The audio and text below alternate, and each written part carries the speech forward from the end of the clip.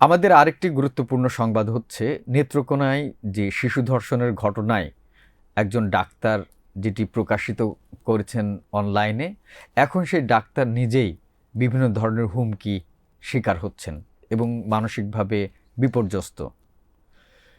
এ নিয়ে কথা বলবেন আমাদের প্রতিবেদক ইব্রাহিম মজিদ।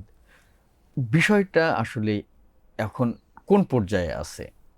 আহ, বিষয়টা আসলে যেটা হয়েছে যে ডক্টর সাইমা আক্তার উনি 1 মে ফেসবুকে উনি একটা পোস্ট করেন যে যেখান থেকে যে আল্ট্রাসাউন্ডের ছবিটা দেখে আমরা দেখতে পাই যে মাদ্রাসা শিক্ষকের কর্তৃক একজন 11 বছর বয়সী শিশু গ্রেফতার।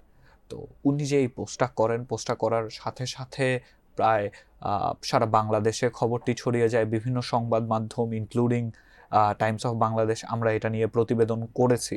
কিন্তু এখন যে বিষয়টা হচ্ছে যে ডক্টর সাইমা আক্তারকে বিভিন্ন উগ্রবাদী ফেসবুক অ্যাকাউন্ট আছে, সেখান থেকে আহ, হত্যার হুমকি, রেপ থ্রেট এগুলো আসলে দেওয়া হচ্ছে।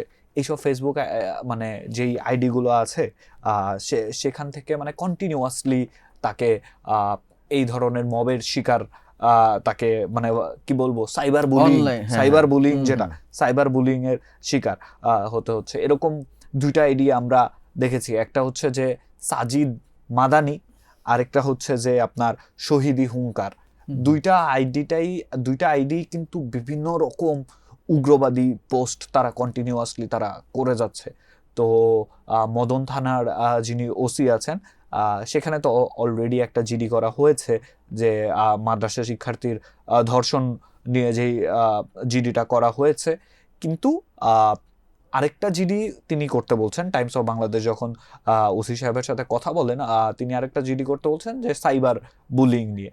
টাইমস যখন ডক্টর সাইমার কাছে রিচ করেন, তাকে ফোন করেন, তা আসলে তার হাজবেন্ড যিনি আছেন, হাজবেন্ড ধরে বলেন যে সাইমা আসলে এখন সে মানসিক অবস্থায় নেই, কারণ continuous cyber bullying, rape threat এবং মবের যে থ্রেট আছে সেটা তাকে বিধ্বস্ত ও করে ফেলেছে।